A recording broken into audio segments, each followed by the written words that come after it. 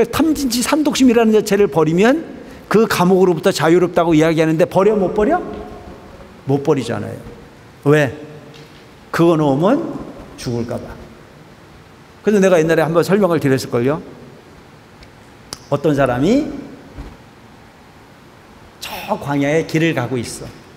광야에. 그런데 그 광야의 길을 가면 편안하게 가는 게 아니고 편안하게 걷다가 갑자기 무서워. 저 뒤에서 뭔가가 막 쫓아오는 것 같아. 그때 모든 범천왕이 개성으로 부처님을 찬탄한 다음 각각 이렇게 살해하느니라.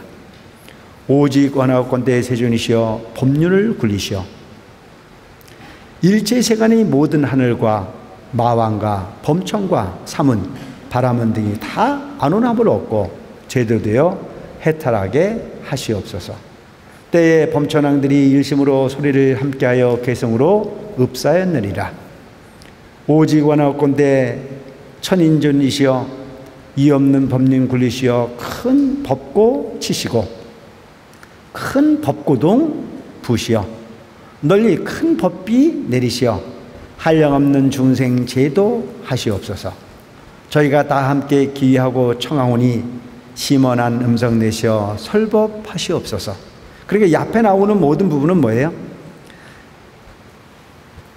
사문이라는 자체는 불도를 수행하는 스님을 이야기를 하는 거고, 법고등이라는 자체는 부처님께서 설법하시는 소라, 즉 부처님이 설법이라는 자체는 말씀을 하시면 가까운 곳에 머무르는 부분이 아닌 법고동, 고동을 보면 멀리 가잖아요.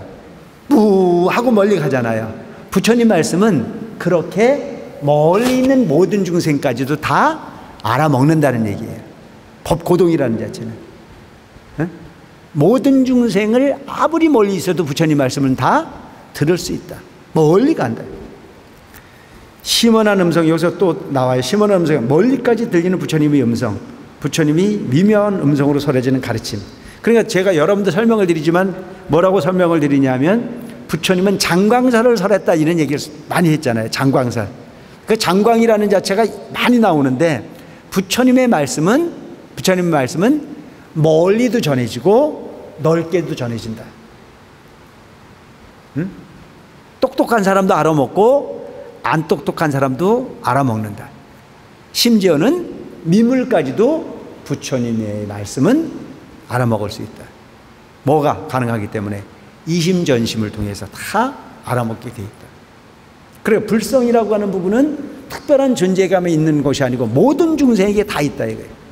법계구조, 저 미물에게까지도 사생이라고 하는 모든 존재가 다 부처의 성품을 가지고 있다. 근데 그 모든 존재가 부처님 말씀을 들을 때는 원하면 다 듣게 돼 있고 다 알게 돼 있고 다 보게 돼 있고 다 행하게 돼 있고. 그리고 우리 그 스님들이 이렇게 우리 기도를 하시는 분들도 이렇게 기도를 하다 보면 그런 변음 중에 그런 게 나오거든요. 다 보게 돼 있고 알게 돼 있고 행하게 돼 있고 다 막 이런 부분이 계속 나오는데 그게 사실은 만들어진 얘기가 아니고 부처님 가르침은 그렇게 차별이 없다는 거예요. 모든 존재를 다 이익되게 한다. 이 요익이라는 게 모든 존재를 이익되게 한다. 그때 대통지승열애께서 말없이 이를 허락하셨느니라. 서남방과 하방 또한 이와 같았느니라. 그때 상방의 500만 원 국토에 사는 여러 대범천왕이 다 자기 궁전에 광명이 크게 비춰져 찬란함을 보고 예전에 없었던 바인지라 뛸 듯이 기뻐하며 희유한 마음을 내어 곧 각각 서로 찾아가 함께 이 일을 의논하였느니라. 그러니까 여러분들이 흔히 보면 이런 거야. 부처님 가피를 알았거든. 나만 알고 가지 말고 가서 의논하라고요. 에? 전달하고 설명하고 함께 하려고 하는 법이 마음을 내라. 그래서 각각 서로 찾아가서 함께 이 일을 의논하였느니라. 뭐를 의논했다는 얘기예요? 부처님의 존재를, 부처님이 그 세상에 나타나심을. 무슨 까닭으로 우리 공전에 이런 광명이 있는가? 그들 중에 한 대범창이 있었으니 이름이 시기였느니라. 그는 모든 범천 대중을 위하여 계송으로 읍사했느니라. 지금 무슨 까닭인지 우리 모든 궁전에 이덕이 광명이 비추니 장엄함을 일찍이 보지 못한 바이도다. 이 같은 묘한 상서는 전에 듣지도 보지도 못하였나니 이는 대덕천이 나심인가? 부처님께서 세상에 출현하심인가? 그때 500마력 범천 왕들이 궁전을 이끌고 함께 제각기 꽃상자에 온갖 하늘꽃을 가득 담고 함께 하방으로 가서 이 상서를 찾다가 대통지승열애께서 도량의 보리수 아래 사자자에 앉아 계셨는데 하늘들과 용왕 건달바 긴나라 마우라가 인비인 등이 공경하여 둘러서 있고 16 왕자가 부처님께 법륜 굴리시기를 권청하는 모습을 보았느니라. 때에 범천왕들은 머리 조아려 부처님께 예배하였고 100,000번을 돌면서 하늘꽃을 부처님 위에 흩으니 받쳐진 꽃이 수미상 같고 아울러 부처님께서 앉으신 보리수에도 공양했느니라. 꽃공양을 마치고 제각기 궁전을 부처님께 바치며 이렇게 사례었느니라. 오직 불쌍히 보시어 저희를 유익하게 하사 바치는 이 궁전을 받아 주옵소서. 때에 범천왕들이 곧 부처님 앞에서 일심으로 소리를 함께하여 계송으로 읍사례었느니라. 거룩하신 제불배우니 세상을 구원하시는 성존이시나이다. 3개의 감옥에서 모든 중생을 구하여 내시나이다. 여기서 3개의 감옥이라고 그랬는데 3개라는 자체는 욕계, 색계, 무색계를 이야기한대요. 그래서 우리가 흔히 보면 욕계, 색계, 무색계를 여기서 뭘로 표현을 하고 있어요? 감옥으로 표현해요. 감옥. 감옥에서는 나가야 돼요, 안 나가야 돼요? 탈출해야 돼, 안 해야 돼? 탈출해야 되잖아요. 근데 지금 우리가 머물러 있는 이 사바세계가 어떤 세계인 줄 아세요? 우리가 살고 있는 이 사바세계 어디예요? 욕계예요, 욕계. 에? 욕계란 말이죠. 색계라는 자체는 뭐냐면 남녀의 차별이 없어. 욕심이 없어. 그냥 흐릿하게 나라고 하는 아상이 남아있을 뿐이야. 어떻게 보면 천상세계 같은 부분의 세계가 소위 색계일 수 있어. 무색계라는 자체는 아예 정신적인 부분만 남아있어. 그냥 아무 걸림이 없는. 그렇지만 아직도 완벽하게 깨닫지 못한 부분의 삶을 무색계라고 얘기를 해요. 근데 여기서는 거기도 감옥이라고 얘기했고 무색계도 감옥이고 색계도 감옥이고 여기서 욕계도 감옥이야. 근데 감옥이라고 말할 수 있는 이유가 뭐냐 하면 우리는 우리 스스로가 중생이라고 하는 철창에 갇혀 있어요. 중생이라고 하는 철창에 갇혀 있다니까. 그 중생이라고 하는 철창이 뭐냐면 우리가 지금 고통을 만들어내는 부분이 무명을 통해서 고통을 만들어내고 있는데도 그 무명을 벗어나려고 하는 의지가 없고 욕심으로써 고통을 벗어날 수 있는데 그 고통을 못 버려. 그러니까 탐진치 산독심이라는 자체를 버리면 그 감옥으로부터 자유롭다고 이야기하는데 버려 못 버려? 못 버리잖아요. 왜? 그거 놓으면 죽을까 봐. 그래서 내가 옛날에 한번 설명을 드렸을걸요. 어떤 사람이 저 광야에 길을 가고 있어. 광야에. 그런데 그 광야의 길을 가면 편안하게 가는 게 아니고 편안하게 걷다가 갑자기 무서워. 저 뒤에서 뭔가가 막 쫓아오는 것 같아. 그래서 막 도망을 가. 우리는 겁나면 도망가야 안 도망가야? 도망가. 그래서 뭐 어떤 엄습한 부분이 뭔지도 모르는데 우리는 그 두려움에 도망을 가요. 그 도망을 가다가 너무 겁이 나서 더 이상 숨을 곳이 없어. 근데 아주 높은 낭떠러지를 만네. 그냥 있으면 그 어떤 두려움으로부터 죽을 것 같은 두려움에 그 낭떠러지기에 툭 떨어졌어. 그 떨어질 때 눈을 감았다 그랬어요? 떴다 그랬어요? 아니 겁날 때 무서울 때 감고 떨어져 뜨고 떨어져? 감고 떨어지잖아요. 그래서 툭 떨어지다가 어떤 게 탁 잡혀가지고 손에 탁 잡히는 게 있었어. 그래서 탁 잡았어. 그래서 그 칡덩굴 같은 어떤 부분을 탁 잡고 소리를 지르기 시작해요. 나 좀 살려주세요. 누구 좀 나 좀 살려주세요.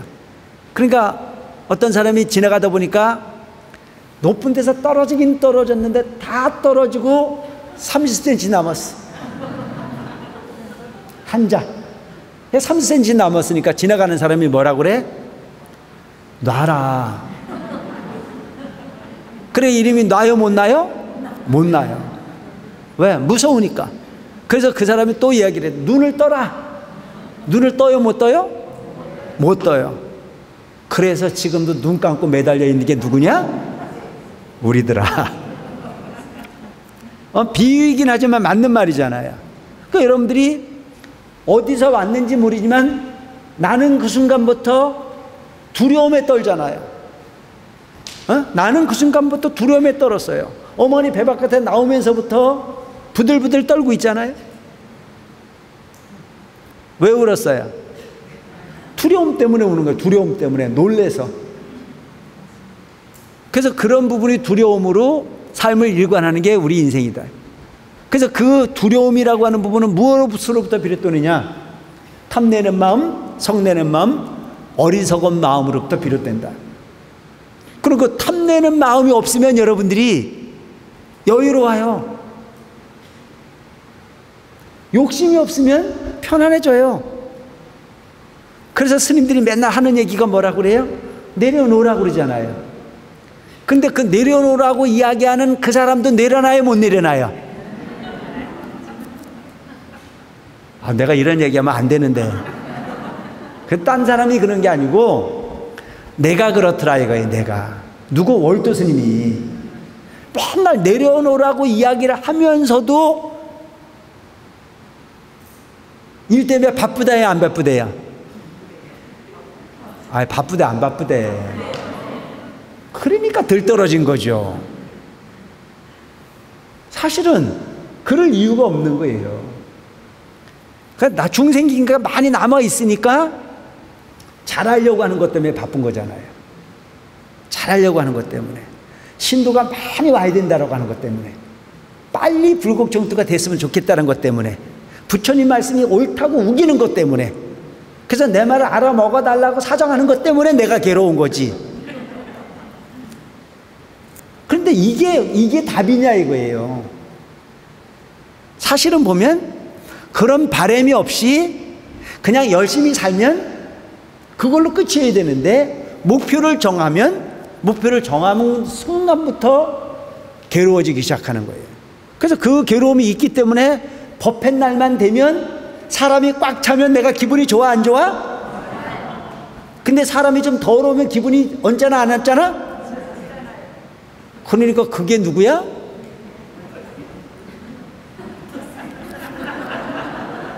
그러면 그 탐심을 내지 마라고 말하는 그 인간은 탐심이 없는 거예요?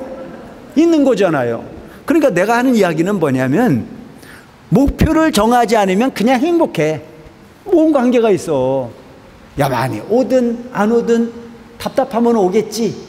그냥 복이 있으면 왔겠지. 이렇게만 생각하면 아무런 힘들 게 없어.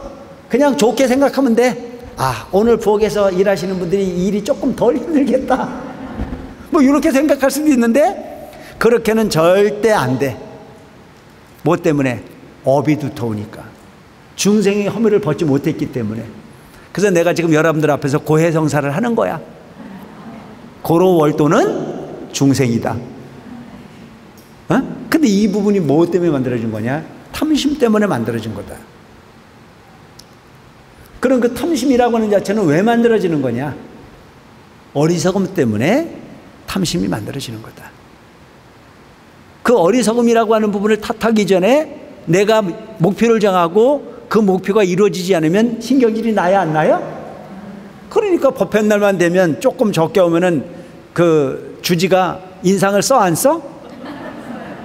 그럼 그 인상을 쓰면은 괜히 간부들은 지은 죄도 없이 또 불안해 안 불안해? 이게 악순환이 반복되면 이것이 뭐야? 지옥이야, 지옥. 그런데 탐심을 내려놓고 나면 이렇게 해도 여유롭고 저렇게 해도 여유롭고, 그래서 주지가 사람이 많이 와도 그럴 수 있다고 말하고, 사람이 많이 와도 그럴 수 있다고 말하면 간부들이 편해 안 편해? 그렇게 편하면 그게 극락의 지옥이야? 극락이잖아요. 근데 그 극락인데도 그거를 그렇게 해 안 해? 그래, 복이 없는 거야. 에? 휴직을 좀 여유롭고 된 사람을 만났으면 모두를 편안하게 할 텐데, 이 근기가 낮은, 탐심이 많은, 욕심이 많은 부분이 사람을 만나서 모두가 괴로운 게 어디더라? 원흥사더라.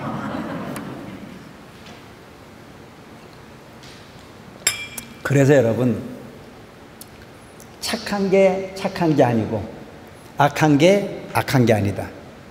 착한 마음도 악한 마음도 목표를 정하지 않고 판단을 구하지 않고 있는 그대로의 세상을 볼 수 있는 안목이 가장 이상적인 건데, 그게 입으로는 되는데 마음으로는 안 되더라. 뭐 때문에? 업장이 두터우니까, 3개의 감옥에 갇혀 있으니까. 그래서 여러분, 우리가 목표를 정해야 될 것은 이 3개의 감옥으로부터 탈출하는 게 우리가 가야 될 목적지입니다. 아시겠죠? 그래서 여기서 보면 부처님 말씀을 들으면 이 3개의 감옥에서 탈출할 수 있다는 얘기예요.